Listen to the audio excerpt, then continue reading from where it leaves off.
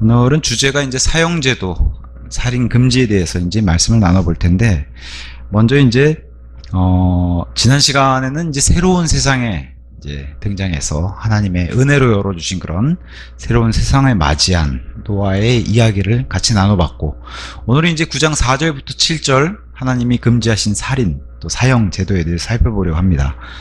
4절 이렇게 시작합니다. 그러나 너희는 고기를 그것의 생명과 더불어 곧 그것의 피와 더불어 먹지 말라. 육식을 허락하시고 살아 움직이는 모든 것들은 미트, 음식이 된다라고 지난 시간에 말씀해 주셨는데, 단 피와 함께 먹는 것은 안 된다는 거예요. 레위기 17장 14절에 가서 보시면 17장 14절에 성경 말씀이 이렇게 얘기합니다. 이는 그것이 모든 육체의 생명이요 그것의 피는 그것의 생명을 위한 것이기 때문이라. 그러므로 내가 이스라엘 자녀들에게 이같이 말하노라. 너희는 어떤 부류의 육체의 피도 먹지 말지니라. 이는 모든 육체의 생명이 그것의 피이기 때문이니 누구든지 피를 먹는 자는 끊어지리라. 자, 창세기 9장 4절에서 피와 더불어 먹지 말라고, 이거는 율법 이전, 이스라엘 민족 생기기 전에 먼저 명령을 주셨고, 레위기 17장 14절은 이스라엘 민족이 생긴 이후에 율법 아래에서 주신 말씀이에요. 동일한 말씀입니다. 다 피를 먹지 말라고. 어디까지 가요? 저와 여러분이 사는 신약시대까지 와요.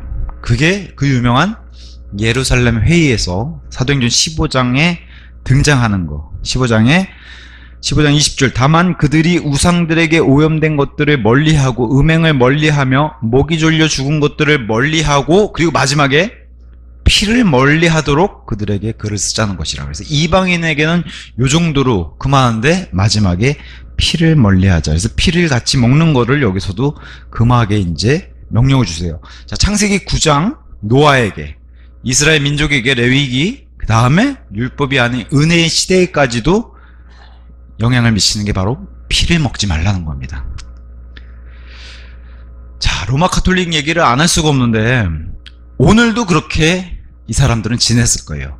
우리 미사란 말 알죠? 미사가 라틴어예요. 그들의 예배 방식인 미사. 그 다음에 이제 라틴어 미사도 또 다른 라틴어 메스라고 하는 라틴어가 있어요. 그것도 미사야. 그래서 그 메스에서 우리 크리스마스가 나오는 거예요. 마스. 그래서 크리스마스가 바로 크라이스 메스란 뜻이에요. 그럼 뭐 그리스도의 미사란 뜻이에요. 그래서 크리스마스를 그렇게 지내는 거예요. 근데 로마 카톨릭이 지내는 그 미사는 뭐예요? 성체성사라고 해가지고 그들이 매주마다 지내는 이 빵과 포도주, 그것도 포도주는 또 일반 신자들에겐 주지 않고 사제들만 먹죠. 그 다음에 빵을 주죠. 빵을. 근데 그 빵과 포도주를 뭐라고 얘기해요? 오늘도 이게 예수님의 몸과 피입니다. 그래서 매주 예수님의 몸과 피를, 사실 우리가 봤을 때는 엄청나게 신성모독적인 매주 예수님을 죽이는 거예요. 이게 매주 예수님이 피를 흘리시고 빵을 찢기시고 이러니까 우리는 주의 만찬, 예수님의 명령에 따라서 상징으로 그분을 기억하고 행하라는 명령을 문자 그대로 지내는 게 주의 만찬인데, 로마 카톨릭은 이 빵과 포도주에 사제가 축사하면 진짜 예수님의 몸과 피가 됐다 그러고 믿기 때문에 이게 문제가 되는 거예요. 그것을 그들의 교리로 화채설이라고 해서 예수님의 몸과 피가 되는, 그래서 사실 포도즙도 아니잖아요. 그것도 신성모독이에요. 순수한 예수님의 피가 아니라 부패되고 사람을 취하게 만드는 포도주. 사실은 성경 기록에 따르면 이거는 바빌론 음료의 피예요. 그래서 바빌론 음료의 대표적인 상징이 로마 카톨릭인 거예요, 사실은. 어찌 보면. 그래서 그분의 피가 포도주라고 얘기하고 그분의 이 빵이 몸의 실체라고 그들은 그렇게 믿고 있는 거예요. 그래서 이거 안 먹으면 큰일 나는 거죠. 그래서 일부 개신교회에서도 애들 막 불러다가 이거 먹이려고 그러잖아요.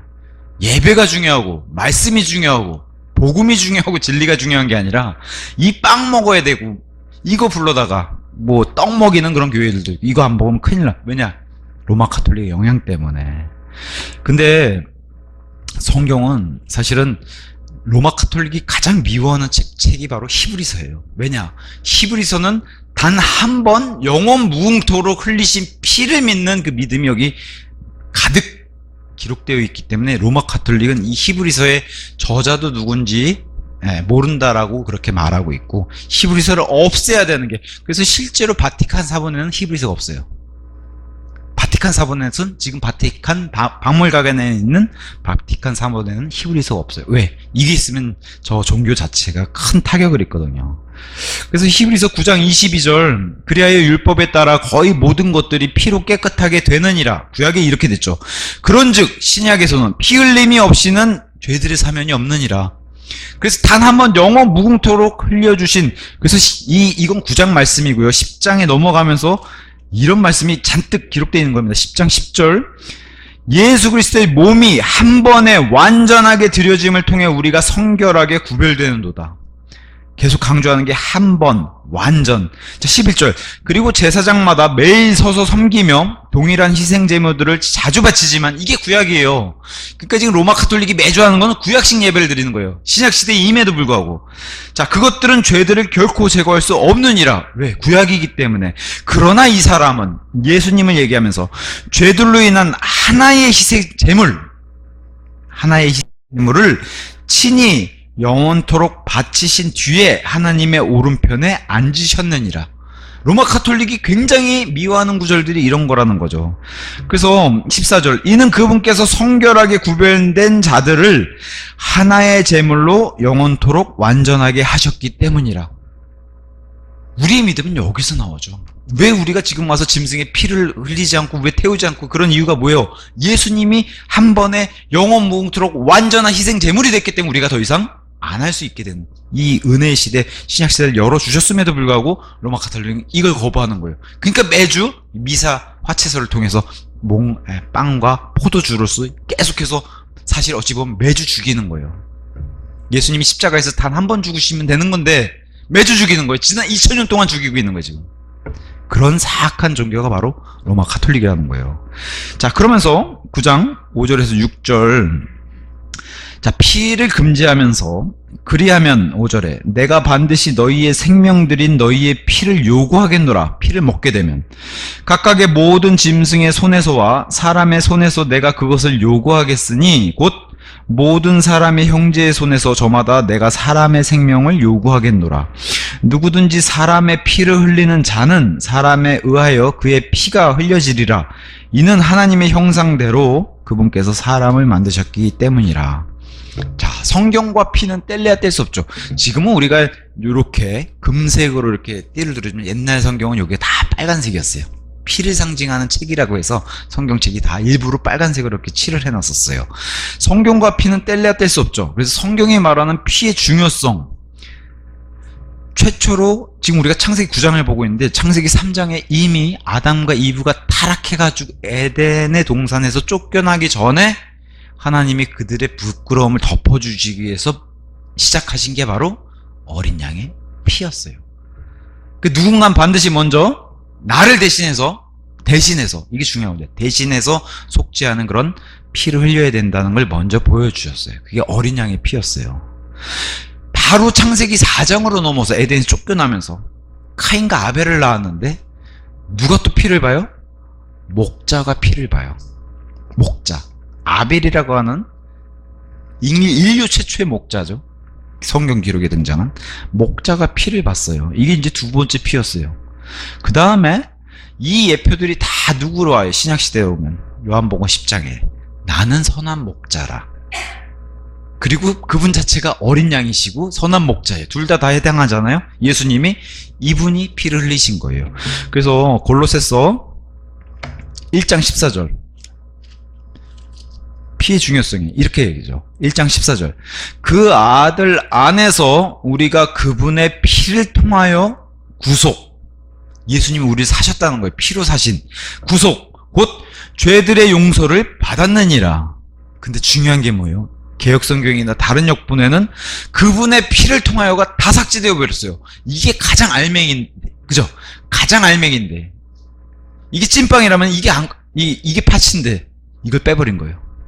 제일 중요한 거는 그분의 피, 이게 없으면 우리를 구속시킬 수 없기 때문에 이런 걸 빼는 거예요. 그러니까 어린 양의 피, 목자의 피, 근데 진짜 어린 양과 진짜 목자의 이런 피를 삭제해버리는 겁니다. 자, 골로새서 방금 전에 1장 그렇게 봤는데 1장 14절 아래에 보시면은 1장 20절 같은데 이렇게 말씀을 하십니다. 그런즉 내가 말하노니 아버지께서 그리스도로 말미암아 그분의 십자가의 피를 통하여, 여기도 등장하죠. 그 십자가의 피를 통하여 화평을 이루시사 땅에 있는 것들이나 하늘에 있는 것들이나 그리스도로 말미암아 모든 것들을 자신에게로 화해하게 하셨느니라. 이럴 수 있는 이유가 뭐예요? 십자가의 피를 통해서 화평하게 됐기 때문에. 그래서 이런 그리스도의 피를 통한 화평, 로마서 5장 9절에 가보니까 피로 정당함을 입증받았다 이렇게 돼 있어요. 다 피와 관련되어 있는 거. 요한일서 1장 7절에 가서 보니까 그리스도의 피가 우리의 모든 죄에서 정결하게 한다고 성경이 말해주고 있어요. 에베소서 1장 7절에 가서 보니까 피를 통한 구속, 똑같은 얘기하죠. 골로새서랑 피를 통한 구속을 받았고, 에베소서 2장 13절 이 피로 우리는 구원받았다 이렇게 얘기해요. 그 다음에 히브리서 9장 14절 죽은 행위들로부터 우리 양심을 깨끗이 씻어주는 게 바로 이 피라는 거예요. 제가 지난주에 세상 사람들 아니면 안 믿는 사람들 여기다 피를 뿌린다고 하면 어휴 더러워 저기 뭐하는 짓이야 이렇게 보겠지만, 하나님 시선에는 이것만큼 깨끗한 게 없는 거예요. 피로 깨끗해지는 거예요. 피로. 그 얘기를 계속 하는 겁니다. 성경과 피의 상관관계. 그래서 누군가를 죽여가지고 피를 흘리게 되면 반드시 그 피의 대가를, 되돌아가는 피를 돌려준다고 이렇게 얘기하는 거예요. 대표적인 사람이 유다 이스카리옷. 유다 이스카리옷은 본인이 자살을 했어요. 물론 하나님께 돌이키지 않았어요. 사람들 앞에 가서 고해성사만 한 거예요. 수석 제사장들 앞에 가서 내가 이 사람을 팔아넘긴 거 후회한다. 이게 바로 로마 카톨릭식의 고해예요. 고해. 이런 고해는 100번, 1000번, 10,000번 해도 소용이 없다고 얘기해요. 하나님께 돌이키는 회개가 아닌 이상은 이런 고해는 소용이 없어요. 근데 유다 이스카리ot은 어디로 갔어요? 자살을 했는데 그 자살한 장소를 뭐라고 얘기해요? 사도행전 1장 19절에 피의 밭이라고 얘기해요. 피로 되돌아가는 얘기를 보여줘요. 빌라도는 자기가 보기에는 아무리 봐도 예수님이 죄인처럼 안 보였어요. 오히려 내란 일으키고 예수님보다도 같이 올라온 죄수가 있었잖아요. 바라바라고. 이스라엘에서 로마를 대적해서 내란을 일으키고 살인자라고 살인을 한 사람이 바라바인데 이 사람은 풀어달라고 하니까 백성들이. 빌라도는 예수님을 죽이는데 참여하고 싶지 않았어요. 그래서 손을 씻죠. 그러면서 뭐라고 얘기해요? 나는 이 무죄한 사람, 무죄한 피에 나는 내 손을 묻히고 싶지 않다. 그의 아내도 경고를 했고. 그래서 피가 되돌아가는 거를 빌라도는 알고 씻으려고 그랬어요. 자, 신비의 바빌론, 계시록 가서 보시면 바빌론 음녀가 등장하는데 그 음녀가 성도들과 순교자들의 피를 흘리게 한 장본인이라고 얘기해요. 그래서 이렇게 피를 흘리게 한 자는 반드시 그 피를 되갚아 주시겠다고 하나님이 되돌려 주신다는 거예요. 근데 이 바빌론 음녀의 자식들은 성도들의 피와 순교자들의 피를 마시게 한다. 이걸 계시록에 기록해 줬어요. 피를 마시게 한다고. 그래서 그 피에 취하게 하는. 근데 대표적인 그 피를 먹고 취하는 종교가 있잖아요. 로마 가톨릭 있잖아요. 포도주 먹고 취하잖아요, 실제로. 그 바빌론 음녀의 가장 큰 장녀 같은 종교가 바로 로마 가톨릭이에요. 너무 성경이 명백하게 얘기해주고 있습니다. 신구약에서는 절대적으로 피를 금지하죠. 창세기 9장, 레위기 17장, 사도행전 15장. 성경에서 신구약에서 피를 금지하는데, 자, 신약도 이 피로 체결된다. 계약 자체가 피로 체결된다고 얘기해요. 성경과. 그래서 피가 뗄래야 뗄 수 없는데 9장 8절에 이렇게 얘기합니다. 자, 성령님께서 이것을 알려주고 계시니 첫째 성막이 아직 서 있는 동안에는 모든 것들 중 가장 거룩한 곳으로 가는 길이 아직 명백하게 드러나지 않았다는 것이라. 지성소가 막혀 있었어요. 휘장으로. 구약에서는. 이걸 열어준 게 바로 예수 그리스도의 십자가의 그 공로, 보혈의 피로 휘장이 찢어지면서 열려버렸어요. 그래서 지성소까지 직접 들어갈 수 있는, 저와 여러분은 직접 들어갈 수 있는 그런 제사장의 역할까지 됐다고 얘기해요. 그래서 9장 15절에 이렇게 나오죠. 그런즉 이런 까닭에 그분께서는 새 유언 언약의 중재자로 계시니 첫 유언 언약하에 있던 불법들의 구속을 위하여 죽으심으로써 부르심을 받은 자들이 영존하는 유산의 약속을 받게 하려 하심이라. 그래서 이분이 죽었기 때문에 유언 언약이 있는 곳에는 그 유언자의 죽음 또한 필수적으로 있어야 하기 때문이라. 그래서 예수님이 죽으셨기 때문에 이 유언이 효력을 발생했다라고 이렇게 얘기를 해요. 이는 유언 언약은 사람들이 죽은 뒤에야 효력이 있기 때문이라. 그렇지 않다면 그것은 그 유언자가 살아있는 동안에 전혀 영향력이 없느니라. 그래서 예수님 공생에는 영향력이 없었는데 죽고 부활하신 뒤에는 이 영향력이 효과를 발휘해서, 그래서 그 유명한 22절에 피 흘림이 없이는 사면이 없느니라. 이걸로 완전히 구약과 신약을 완전히 나누시고 십자가로서 그 중간을 완전히 나누셨다. 이게 바로 피로 체결된. 그래서 구약, 신약 이 자체가 다 뭐예요? 구약과 신약, 옛 유언 언약, 그 다음에 새 유언 언약, 이걸 나누는 게 뭐예요? 피로 나눴잖아요. 그죠? 그걸 얘기하는 겁니다. 무죄한 피는 항상 그 복수를 갚게 돼 있어요. 그래서 마태복음 23장 35절 이렇게 돼 있습니다. 23장 35절에도 의로운 아벨의 피로부터 너희가 성전과 제단 사이에 살해한 바라키아스의 아들 사케라의 피까지 땅 위에서 흘려진 의로운 피 모두가 너희 위에 임하게 하려 함이라. 우리 오전에도 마태복음 살펴봤을 때 하나님이 보내신 종들을 다 죽였어요. 그죠? 하나님이 보낸 종들을 그 사악한 농부들이 다 죽였어요. 그래서 그 피의 대가를 그들에게 되돌려주는 이런 것들을 성경이 얘기해주고 있는 겁니다. 예수님이 재림하시면요, 계시록 19장 13절 재림하시는데, 자, 제가 오전에도 옷 얘기했지만 참 묘하게도 이렇게 되어 있습니다. 재림하면 저와 여러분도 예수님께서 마련해 놓으신, 우리가 레이먼트를 입다가 뭘로 갈아입냐면 린넨, 파인 린넨이라고 해서 고운 아마포 옷, 옛날 표현으로는 세마포 옷으로 갈아입혀요. 그게 우리의 웨딩드레스예요. 평상시 입는 옷은 레이먼트를 입다가 결혼식에서 웨딩드레스로 아마포로 입는데, 그래서 이렇게 되어 있습니다. 19장 8절에 그리고 그녀가 정결하고 희고 고운 아마포로 차려입혀지도록 그녀에게 허락되었도다. 이는 고운 아마포가 성도들의 의이기 때문이라 해서 이 옷을 입혀줬어요. 신부로서. 여기는 순서가 어떻게 돼요? 정결하고 흰, 이런 순서로 가잖아요. 정결하고 흰 순서로 가는데, 재밌는 건 진짜 내려올 때 14절에 내려오거든요. 이어서 하늘에 있는 군사들이 흰 말을 타고 그분을 따랐는데, 여기선 순서가 바뀌어요. 하얗고 정결한 고운 아마포로 옷 입혀졌더라. 왜 바뀌었을까요? 정결하고 흰 아마포에서 하얗고 정결한 이 순서를 하나님이 바꿔놓으셨어요. 왜? 여기서 예수님의 옷이 빨갛게 변하거든요. 근데 뒤에 신부들은 빨갛게 안 변해요. 혼자 밟으시거든요. 뭐를? 포도즙 틀을. 그래서 이후에 이렇게 나오는 겁니다.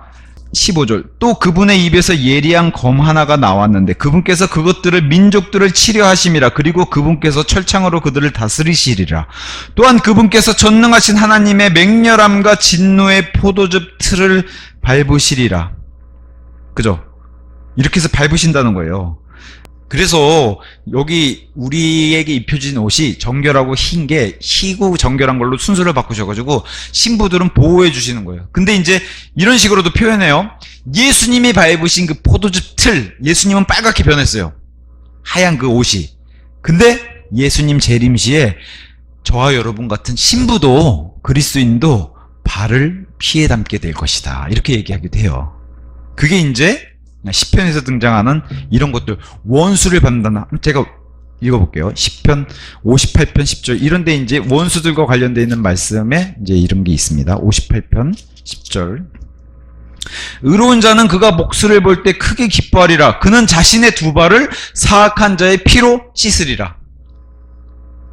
근데 저와 여러분이 의로운 자의 자신의 두 발을 사악한 자의 피로 씻는데 예수님이 먼저 밟아놓으신 거기를 그리스도인들 뒤에 뒤따르면서, 여기만 기록된 게 아니에요. 68편 23절 시편에 이렇게 기록되어 있습니다. 68편 23절에도 이는 너의 발을 너의 원수들의 피 속에 담기게 하려 함이요 너의 개들의 혀를 동일한 것에 담기게 하려 함이라. 여기 뭐래? 너의 발을 너의 원수들의 피 속에 담기게 하려 함이라. 이런 말씀들이 기록되어 있는 거예요.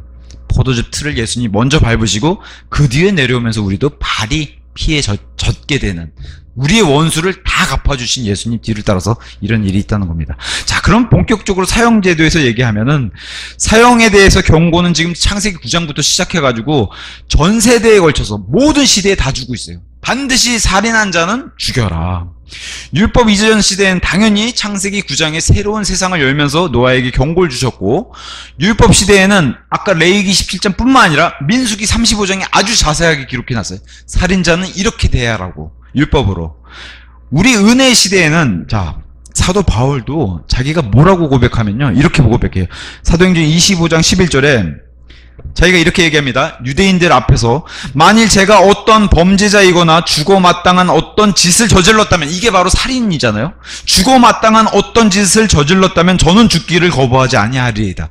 너무 당연한 거예요. 자기가 죄를 졌으면 내가 죽겠다. 사람을 죽겠다면 난 죽기를 거부하지 아니하겠다. 이렇게 얘기하잖아요.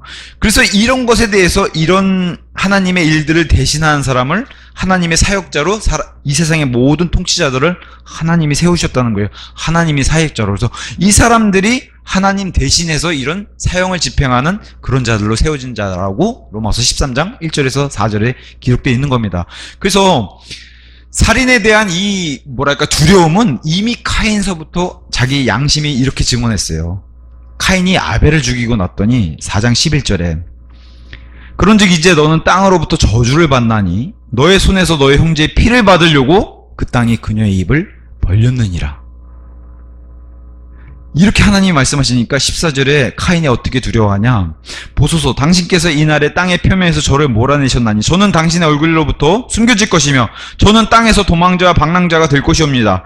또 그리하면 이러한 일이 있으리니 저를 발견하는 모든 자마다 저를 살해할 것이옵니다. 내가 살인자이기 때문에 많은 사람들이 나를 살해할 것을 너무나 당연하게 상식적으로 이렇게 안다라고 성경이 얘기해주고 있어요. 사도행전 28장 가니까 사도 바울이 맷담섬에 배가 파손해가지고 섬에 표류하게 되죠. 그때 이렇게 얘기해요. 이 섬에 사는 소위 말해 바바리안인처럼 이렇게 배우지 못한 자라고 불리는 이런 섬에 사는 원주민들이 이렇게 얘기한다는 거예요. 그러자 바울이 나무가지들을 한 다발 모았고 그것들을 불 위에 놓았을 때 불을 쬐려고 이제 장작을 모아서 이렇게 놨더니 독사 한 마리가 그 불 속에서 나와서 손을 콱 물었더라. 근데 이 미개인들이 뭐라고 이걸 봐요.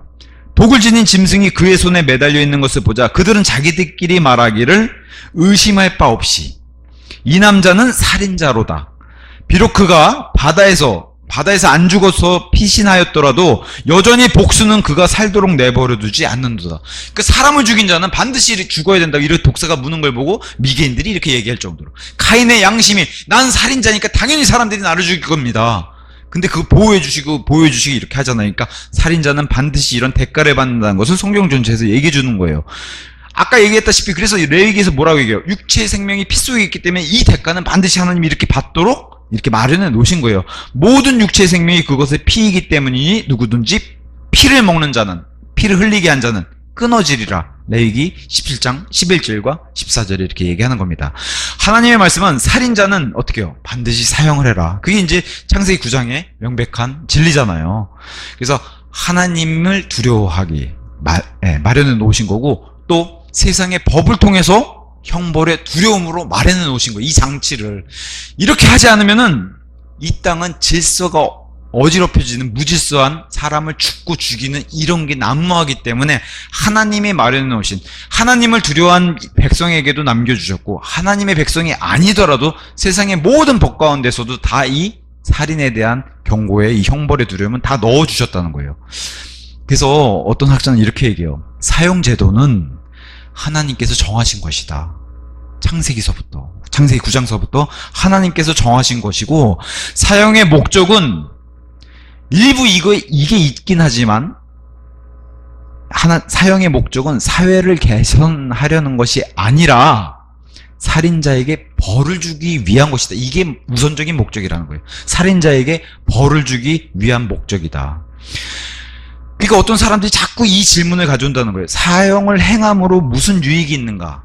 죽여서 뭐가 남는가?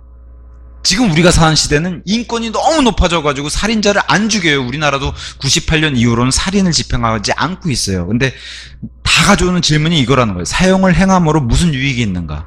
근데 하나님은 명백하게 뭘 던지고 가세요? 살인자를 벌 주기 위함이다. 그러니까 사형을 행함으로 무슨 유익이 있는가? 이거는 문제의 핵심이 아니라는 거예요. 하나님의 말씀은 살인자는 반드시 죽여야 한다. 이게 이제 진리라고 알려주고 있는 거예요. 자, 문제는 오히려 이거라는 거예요. 살인자가 살 자격이 있는가? 하나님께서 성경을 통해 분명히 말씀하시는 것은 살인자는 살 자격이 없다고 말씀하시는 거라는 거예요. 살인자를 죽여서 더 이상 그 살인자가 더 살인하지 못하도록 막는 게 하나님의 법이라고 얘기하신다는 거예요. 그러니까 하나님이 주신 경고, 살인자는 반드시 죽여라, 사형해라. 하나님께서 주신 경고의 말씀에 우리가 어떤 논쟁을 할 필요가 없다는 거예요. 그냥 하나님이 이렇게 하라 그러면 이렇게 하면 되는데, 여기에 자꾸 살이 붙고 더하고 빼고 하니까 뭐가 붙어요? 인권, 아니면 뭐 자유주의자, 이런 사람들이 붙어서 그래도 우리가 보기에 잔인하지 않냐. 하나님의 법에 오히려 사람의 인권이나 자유주의자들이 붙으면은 그게 사람 눈에는 옳은 것처럼 보여도 결과적으로 하나님과 정면으로 충돌하는, 대적하는 방향이 된다는 거예요. 이것을 전문 용어로 인본주의라 그런 거예요. 하나님 중심의 신본주의가 아니라 사람 중심의, 우리가 볼 때 너무 악하고 우리가 볼 때 저 사람이 불쌍하고 해가지고 죽이지 말자. 근데 결국은 뭐예요? 하나님과 대적. 하나님을 죽이라고 하는데 싫습니다. 이 상황이 된다는 거죠. 이 인본시대, 인본주의. 그래서 이런 사형 폐지론자들이 대표적으로 사회주의, 공산주의에서 이런 사형 폐지주의자를 원하고, 또 인권운동가, 이들이 나선다는 거예요. 대학 교수들, 정신과 의사, 변호사, 그리고 마지막으로 그 유명한 교황들이 나서서 사형을 폐지하자고 이렇게 나선다는 거예요. 근데 이런 멋진 말 했어요. 온 우주의 심판관. 제 앞에서 거론한 이런 사람들이 다 자기가 심판관이라고 사형제도를 멈추자고 얘기하는데, 온 우주의 심판주께서 사형을 하라는데 이 명령을 어기고 사람이 무엇라고 이걸 대적하냐는 거예요. 하나님께서 노아를 통해서 살인자는 반드시 그 죽음의 대가를 치를 것이라고 말씀해 주셨는데, 이게 모든 나라의 보편적인 사형의 근거 법규를 만드는 기본이 됐음에도 불구하고 안 한다는 거예요. 왜 살인하면 안 된다라고 얘기해요? 사람은 그래도 망가지고 부패되고 이런 모습으로 죄인으로 태어났어도 일부가 여전히 하나님의 형상대로 창조된 그 모습을 가지고 있고, 이 구조를 가지고 하나님이 이렇게 설계하고 이렇게 만드셨기 때문에, 하나님의 형상대로 사람을 만드셨기 때문에 사람을 죽이는 것은 하나님을 대적하는 거, 이게 기본이라는 거예요. 그래서 안 된다는 거예요. 근데 지금 우리가 사는 21세기 정말 대한민국은 더 그렇죠. 법이 물러터지고 해서 최근에 무슨 살인자가 웃으면서 사진 찍혀가지고 아주 그냥 여야 국회의원들을 막론하고 공분이 일어나서, 저런 사람은 사형해야 되지 않겠냐고 목소리를 높이고 막 그러잖아요, 국회의원들이. 우리나라에서도 이례적으로. 그럴 정도로 지금 우리나라는 뭐 미국 같은 경우는 100년, 200년도 막 선고를 하잖아요. 근데 우리나라는 무기징역을 선고받아도 모범수로 20년 살고 나오고, 그래서 지금 막 조두순 이런 사람들 살고 나와서 막 생활하고 그러잖아요. 제가 여기 강덕형 형제님 계시지만 최근에 그런 뉴스가 있어요. 소방수들이 그 식사를 하는데 이 범죄자들이 교도소에서 먹는 식사보다도 못한 식사를 먹는, 이게 말이 되냐는 거지. 이게 뭐가 잘못돼도 한참 잘못된 거 아니냐. 범죄자들은 교도소 안에서 더 맛있고 더 영양가 있는 음식을 먹고, 밖에 나가서 불 끄고 이런 수고하는 공무원들은 더 못한 식사를 먹으니 이게 뭐가 잘못됐다는 거예요, 한참을.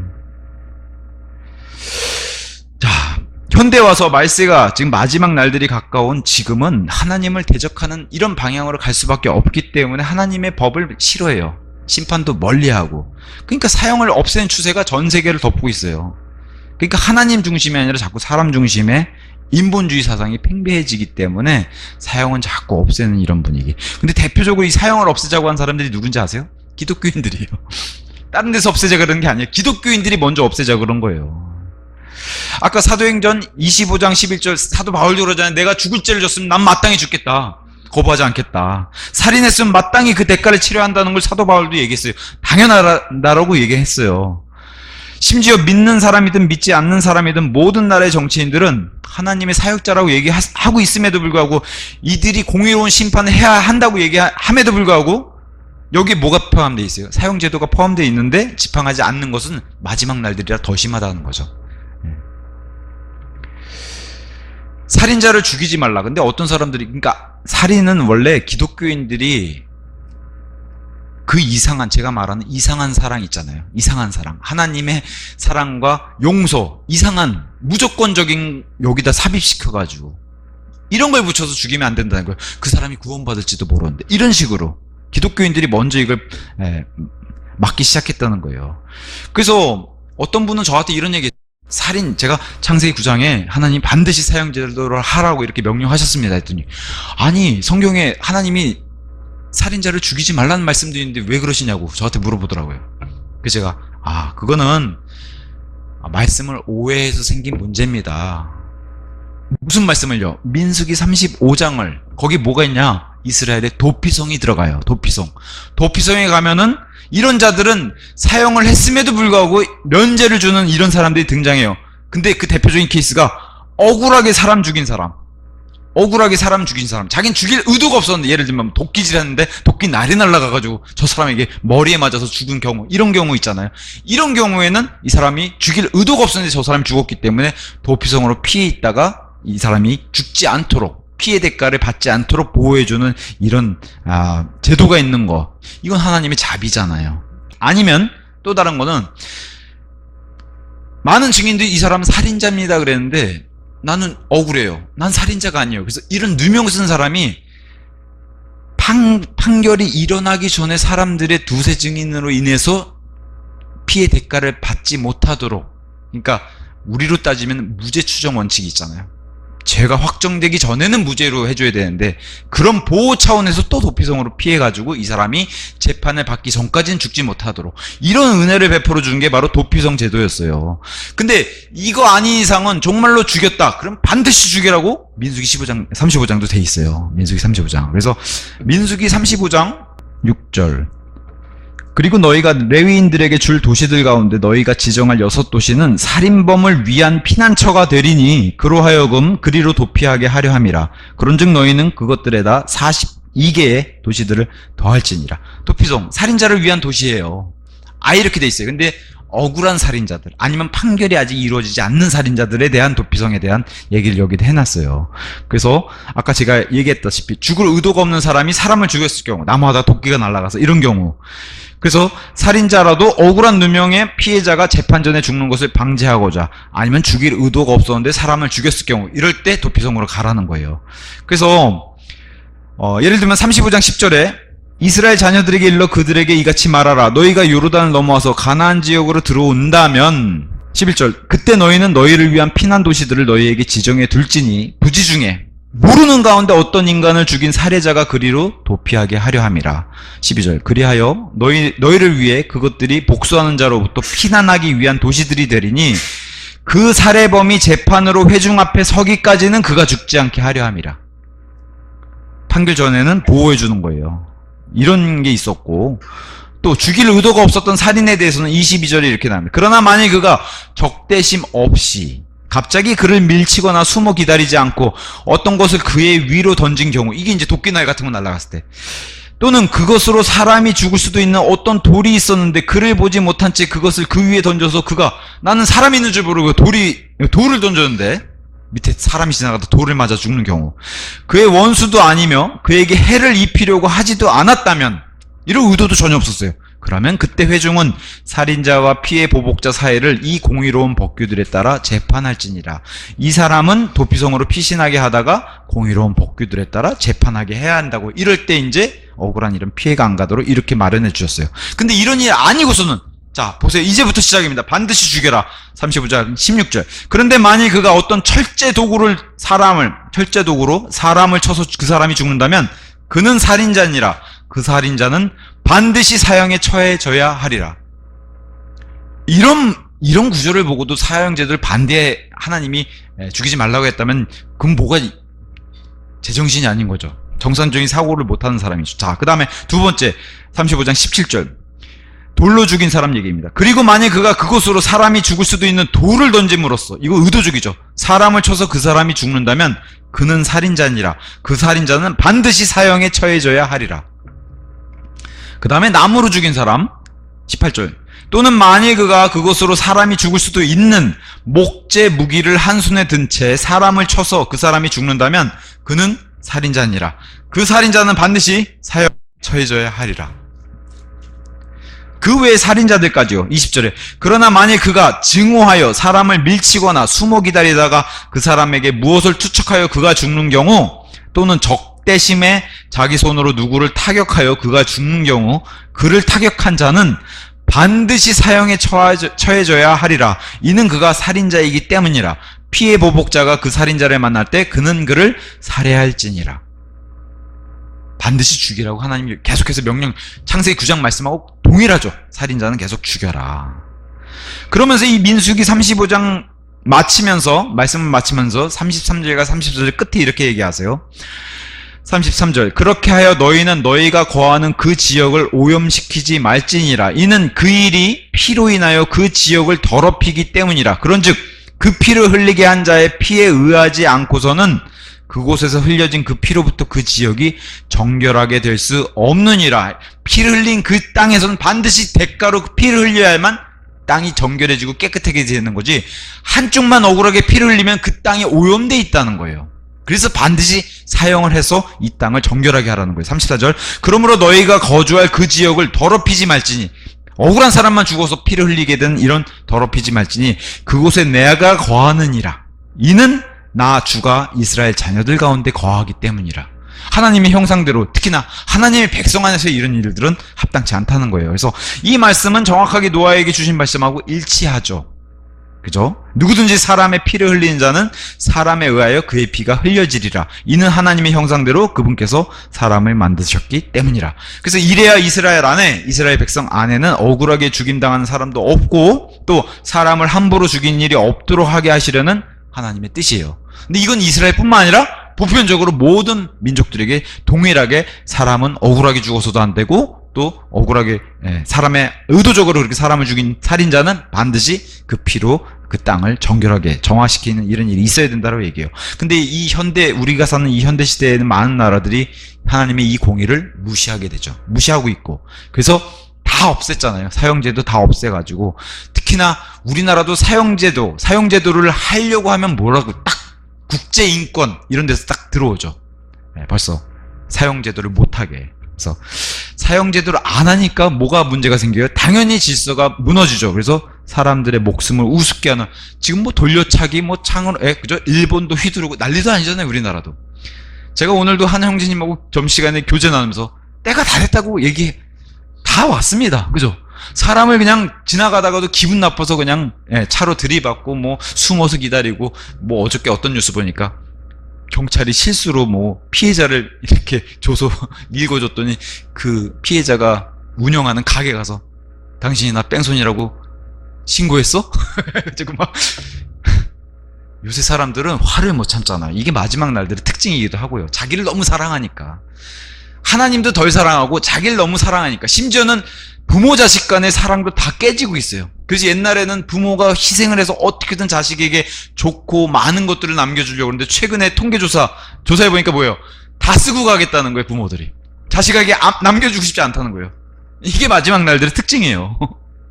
성경이 그걸 지지해주고 있고, 계속해서. 21세기 대한민국, 우리나라는 더 하죠. 이게 참, 옛날에 무슨 뭐 수십조, 불법 코인 만들어서 뭐, 이렇게, 권동인가요? 미국에 가면 자기가 너무 형벌을 크게 받을 것 같으니까 한국으로 어떻게 오고 싶어 해가지고 그러고 있잖아요. 우리나라 법이 약하니까. 그래서 요새 뭐 우스갯소리로, 야, 너 중국에서 범죄 저질렀으면 죽었을 텐데, 뭐 이런 얘기도 하잖아요. 오죽했으면. 한국은 다 봐줘요. 뺑소니로 사람 죽여도 3년 뭐 이러잖아요. 너무 조롱하니까. 이게 참, 최근에 무슨 뭐 배달하는, 저도 참 남의 애 같지 않아서, 배달하는 뒤에서 술 취한 사람들이 많이 그냥 치워줄게 해가지고, 그냥 그래도 뭐 10년 받았다, 어제 뉴스 보니까 7년으로 줄고, 막 우리나라는 너무 그런 것 같아요. 자, 심지어 이집트를 탈출한 이스라엘은 광야 40년 생활 후에 가나안 정복 여기 들어가면서 뭐라고 얘기해요? 심지어 가나안의 민족들의 아기들까지 싹 다 죽여라. 그러면 진짜 안 믿는 사람 입장에선, 지금도 이런 얘기 세상 사람들 앞에 가서 하면, 야, 니들이 믿는 신은 진짜 너무하다 너무해 이럴 거예요. 아기까지 어떻게 다 죽이라 그러냐. 우리가 믿는 동일한 하나님인데 이런 명령까지 주셨어요. 근데 하나님의 명령은 살인자는 반드시 사형해라, 아기까지 죽여라. 근데 이게 하나님의 법이고 이게 진리예요. 지금 우리에게 그런 걸 요구하시지 않으시지만 가나안에는 아기까지 죽이라는 게 하나님의 법이에요. 안 하면 오히려 내가 그 아기들이 불쌍하다고 살려놨더니 어떻게 돼요? 지금도 팔레스타인이 살아있잖아요. 그죠? 아기까지 다 죽였으면 저 민족이 안 살아났을 텐데, 내가 불쌍하다고 인간적인 생각에 하나님을 대적해서 살려놨더니 저 민족이 저렇게 속썩이고 있잖아요. 그렇게 되는 겁니다. 하나님 명령을. 그러니까 우리가 하나님을 오해하면은 이런 일이 생기죠. 무조건적인 용서와 하나님의 사랑, 무조건적인 사랑의 오해가 생기면, 아니면 이렇게 신념이 생겨버리면 하나님의 질서가 파괴된다는 거예요. 그래서 제가 아까 사형제도를 막는 사람이 대다수가 어디서부터 시작했냐? 기독교에서 시작한 거예요. 우리가 막아줘야 된다. 용서와 사랑으로 막아줘야 된다. 물론 로마 카톨릭이 앞섰겠죠. 근데 예수님의 뜻을 오해해서 생긴 거예요. 하나님의 뜻은 반드시 죽이라 그랬는데, 그래도 저 사람 믿어서 구원받을지 모르잖아요. 근데 우리가 보편적으로 살인자들이 구원받는 확률이 높겠어요? 없겠어요? 거의 없어요. 오히려 그 사람에게 사형이 떨어져서 당신의 죽음 앞에서 하나님의 말씀 전했을 때 받아들일 가능성이 더 크지. 지금은 무기징역 받고 다들 하나도 두려워하는 그런 모습이 안 생기잖아요. 우리나라는 너무 법이 물러서 사기꾼들이 사기쳐서 돈 왕창 땡기고 가서 2, 3년 살고 나와서 그러고 있잖아요. 자, 예수님께서 우리 인류의 죄 문제에 하나님의 공의를 이루기 위해서 이 땅에 오셨습니다. 그래서 십자가에서 대속의 일을 통해서 예수님이 용서 못할 죄는 없어요. 그죠? 예수님이 용서 못할 죄가 없어요. 여기에는 심지어 바라바라고 하는 살인자를 대신해서 십자가에 달리셨어요. 그래서 살인, 강간, 근친상간, 음행, 간음, 그 어떤 것에 중독돼 있거나 어떤 범죄를 저질렀어도 하나님이 회개하고 믿기만 하면 다 용서해 주시는 그런 구원자가 되어서 이 땅에 오셨어요. 그래서 그 유명한 간음하다 걸린 여인, 그 여인을 용서해 준 이야기가 요한복음 8장에 기록돼 있죠. 근데 중요한 게 이제 우리가 하나님의 질서와 하나님의 회개와 용서, 무조건적인 용서와 이런 오해를 하지 말아야 되는 게, 예수님은 어떤 죄라도 용서받고 구원받을 수 있는 길을 열어주신 건 분명하지만 조건이 있죠. 회개하고 믿어야 된다. 이거예요. 회개하고 믿어야지만, 이렇게 나와야지만 하나님이 용서해주고 구원을 베풀어 주시지만, 이걸 안 하면 어떻게 돼요? 용서 안 해주세요. 대다수 살인자들이 뭘 안 해요? 회개와 믿음, 이걸 안 해요. 심지어 반성도 안 하고.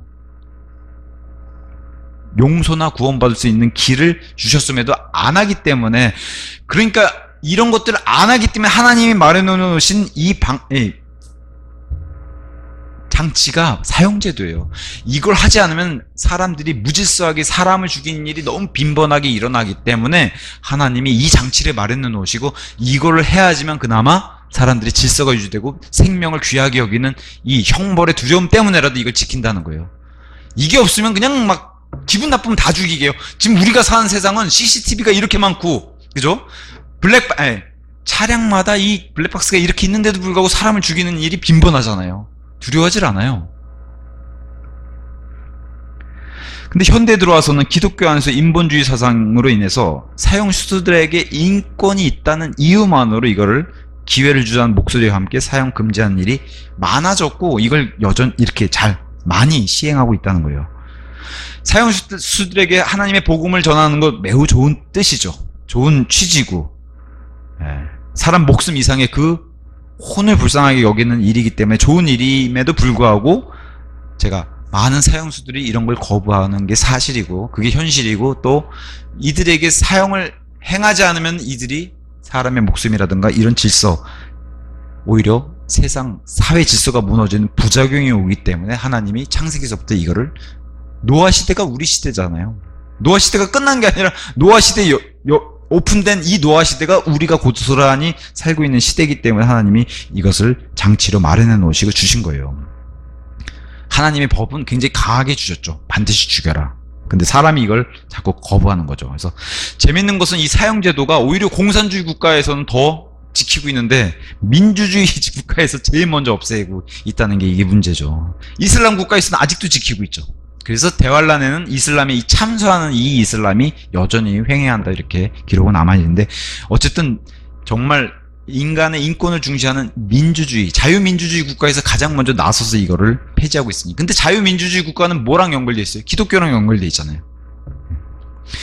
그러니까 이게 하나님의 명령과 하나님의 생각과 그분의 뜻을 따라야 되는데, 인간의 생각과 우리의 감정대로 아니면 우리 뜻대로, 이러니까 문제가 생기는 거예요.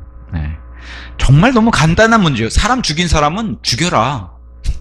너무 간단해서 오히려 탈이죠. 너무 간단한 하나님의 이 명령과 하나님의 생각은. 근데 이걸 오히려 사람들의 생각으로 풀려고 하니까 사람들의 눈에는 이게 좋아 보이죠. 야, 사람 하나 살렸다. 근데 이 사람 살리고자 오히려 우리나라로 따지면, 뉴스에서 따지면 이 가해자를, 우리나라는 되게 특이하잖아요. 가해자는 다 모자이크하고 피해자는 다 적나라하게 드러내잖아요. 반대잖아요. 오히려 가해자를 모자이크 안 하고 피해자를 보호해줘야 되는데 우리나라는 그 거꾸로 돼 있죠.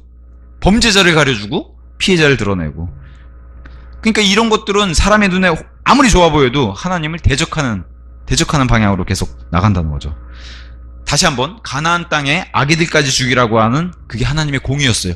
이렇게 안 하면은 너희가 오히려 죽는다. 근데 고스란히 그게 나중에 이스라엘, 오늘 오전에도 사울 왕을 원해서 저렇게 로마 속국까지 되는 저런 비참한 역사까지 맞았는데, 아기를 안 죽이면은 너희가 죽는다. 그 아기가 커서 복수심에 차서 자기 민족을 이렇게 말살한 이스라엘을 보복하러 오잖아요. 그 아기들이 커서. 그거를 방지하고자 하나님의 아기까지 다 죽이라 그런 건데, 결국엔 그걸 살려가지고 나중에 이스라엘이 당하는, 이게 이제 하나님의 공의가 정확하게 충돌하는 거죠. 그래서 사람을 죽인 자는 반드시 죽이라는 율법, 이게 하나님의 법, 이 명령들과 같은 보편적인 가치는 지금도 유효한 거예요. 그래서 하나님은 창세기 9장 5절 6절에 사람을 죽인 자는 반드시 그 피로 되돌아가는 그 보복을 하라고 하는 사형제도를 말씀하시고, 이 법은 지금도 유효해요. 이것은 우리가 뭐 사형수의 인권이나 살인자의 인권을 따질 문제가 아니라는 거예요. 하나님은 그저 하나님의 명령대로, 아까 제가 맨 처음에 말씀드렸던 것처럼 이거는 뭐 사회를 개선하는 게 아니라 사형자, 살인자에게 벌을 주기 위함, 이게 하나님의 목적이라는 거예요. 그래서 더 이상 또 다른 살인하지 못하게 막는, 이게 하나님의 목적이지, 사형 행함으로 무슨 유익을 찾고. 오히려 다시 한번, 문제는 살인자가 살 자격이 있는가, 하나님 편에서는 없다는 거예요. 그 얘기를 창세기 9장에서 하는 겁니다. 오늘은 여기까지 하고 마치도록 하겠습니다.